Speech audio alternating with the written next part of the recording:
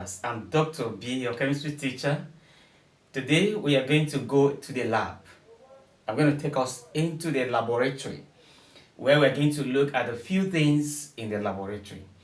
And that thing we are going to be looking at is how to calculate percentage impurity of a substance, percentage impurity of a reagent, or of probably a sample, as the case may be. So we're going to look at percentage impurity, percentage impurity. Okay. Now, this is something you do when you carry out an experimental work. Percentage impurity is very important while trying to determine the purity of your reagents that you use in your analytical work in the laboratory.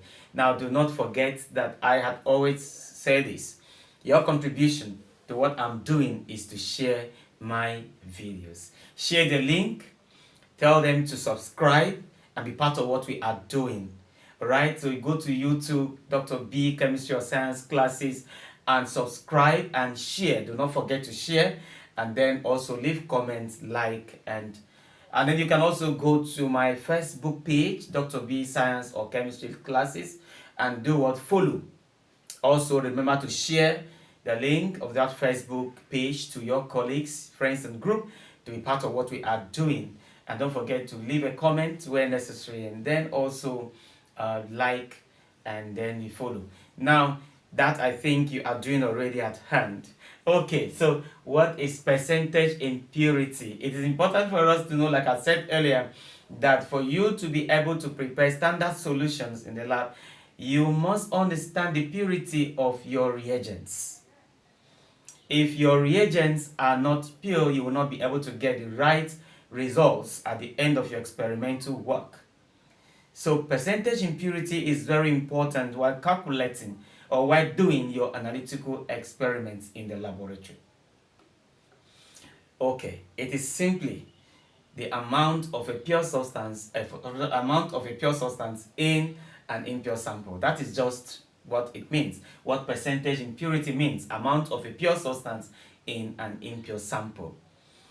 Now, if you buy an analog grade of a particular reagent you want to use in preparing a particular standard solution or carrying a particular experimental work, if the percentage impurity is high that it cannot match with the standard, then it means that your particular reagent is not too good for analytical work. That is the essence of percentage impurity calculations. Now let us take an example to see how we can calculate percentage impurity. Because of the nature of my board, I'm not going to be writing questions all along, but I'm going to make it easier so when you listen to me, you understand how the question looks like. Now, let us assume that we have 5 grams of an impure anhydrous sodium carbonate. Anhydrous simply means that salt does not have water of crystallization. I hope you know that when a salt contains water of crystallization, we simply say it is what? Hydrated. So we say it's hydrated salt, but we say 5 grams of an impure anhydrous sodium carbonate. That means it does not contain water of crystallization. Okay, so let us say we have 5 grams of an impure anhydrous sodium carbonate. Okay, now we have these 5 grams of sodium carbonate, and then we dissolve it in 1 dm cube rather of water. So in 1 dm cube of water, that is 1000 cm cube.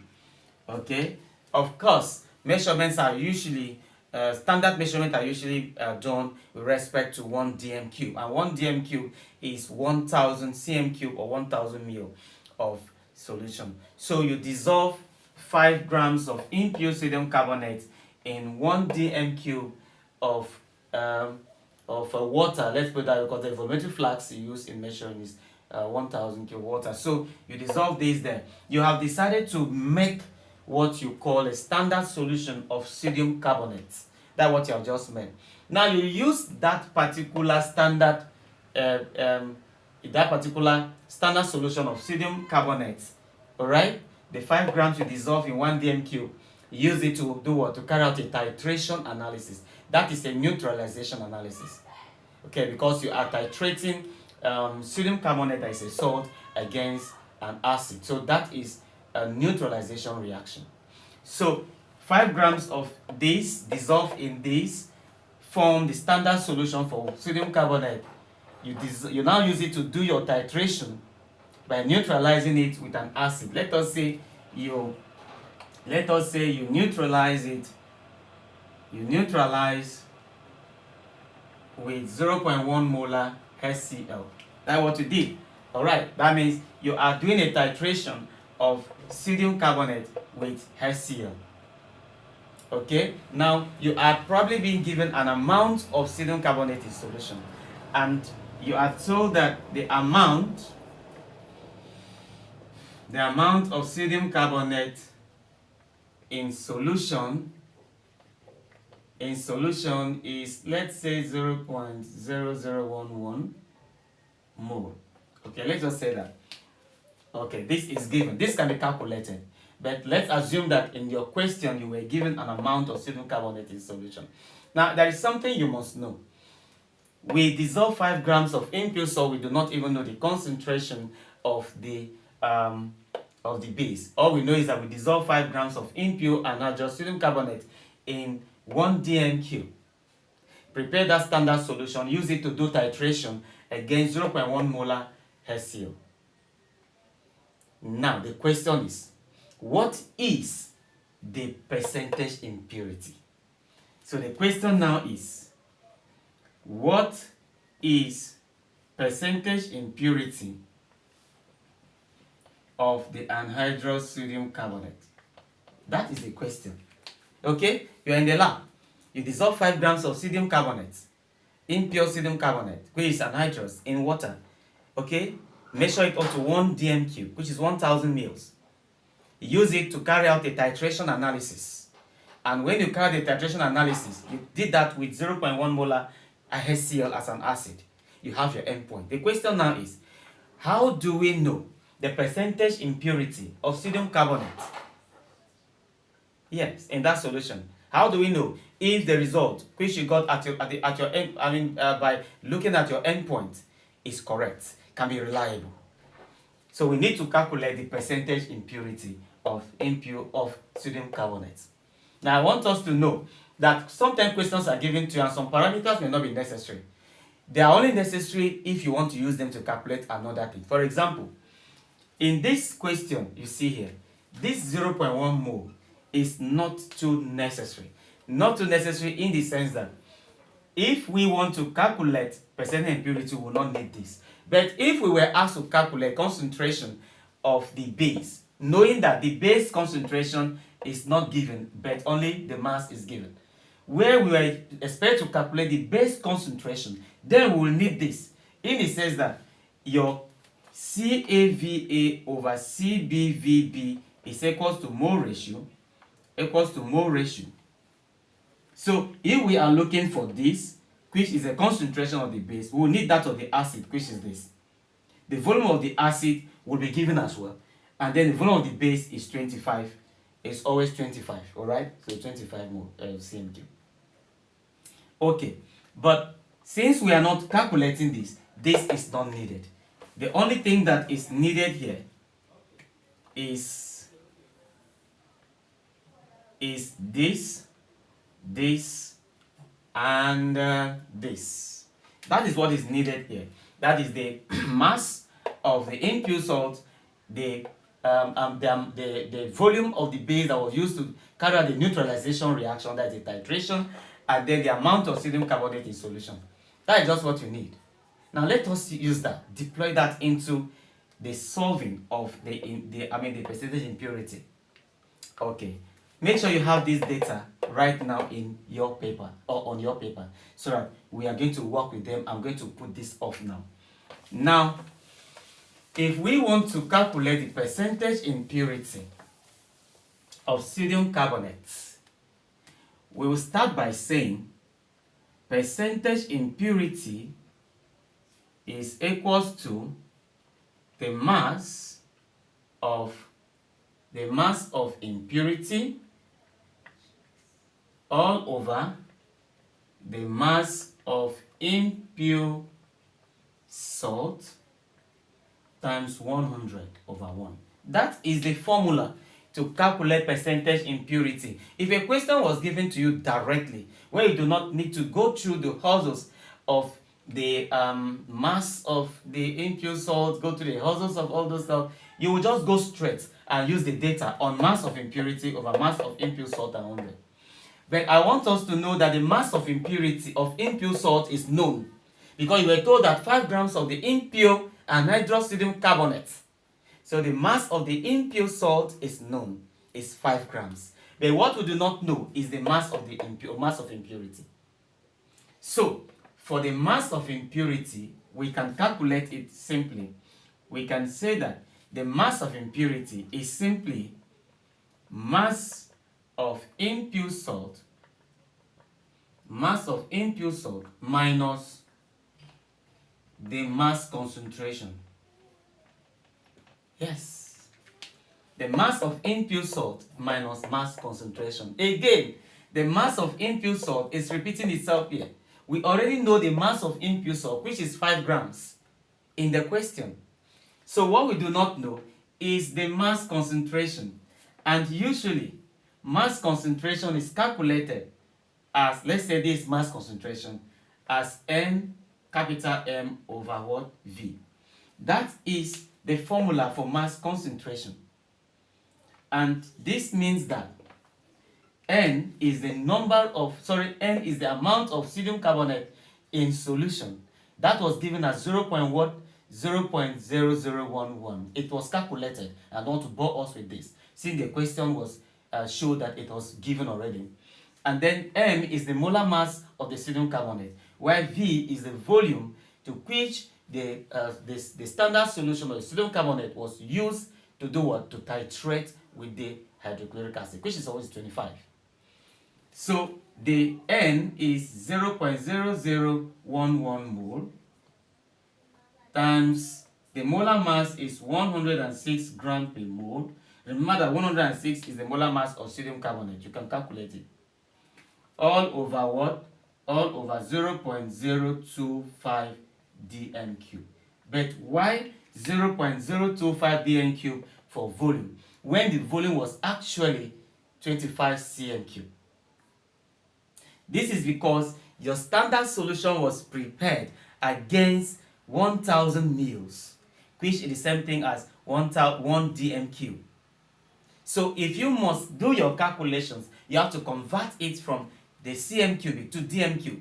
And since 1 dm cube is 1000 cm cubic, we are going to divide it. So this one was gotten by simply saying 25 cm cube divided by 1000 mils, okay, 1000 mils, or 1 dm cube. Like I said, 1 dm cube is same thing as this. So you are going to convert your 25 cm cube, which was the volume of base, the sodium carbonate you used in doing the titration, by 1000 mils, which is equivalent to 1 dm cube, and convert this cm cube to dm cube. And that is why we have this. Now, if we multiply 0.0011 mole by 106, divide by this, if you do it with your calculator, what you will have as an answer will be 4.66 grams per mole. That's what you have. Remember that what you have here is the mass concentration. So you are expected to fix this, replace this value to this place. You will replace this value to this place. You will know that the mass of the impure salt is 5 grams in the question, and then the mass concentration is 4.66. Now let's do that and see. Let me clean this. Now let's do that and see. So we will now have that. We will now have the mass of, that is to say, we will have that the mass of impure salt is what? 5 minus the mass concentration, which is 4.66. And this will give us what? 0.336. That's what you should have. Okay, so this is what the actual mass of the mass of what? Mass of impurity. That is your actual mass of impurity. Now let me write it so we do not forget. So that will be mass of impurity is equals to 5 minus 4.66, where 5 is the mass of impure salt and the mass of impure salt, and then this 4.66 is a calculated mass concentration.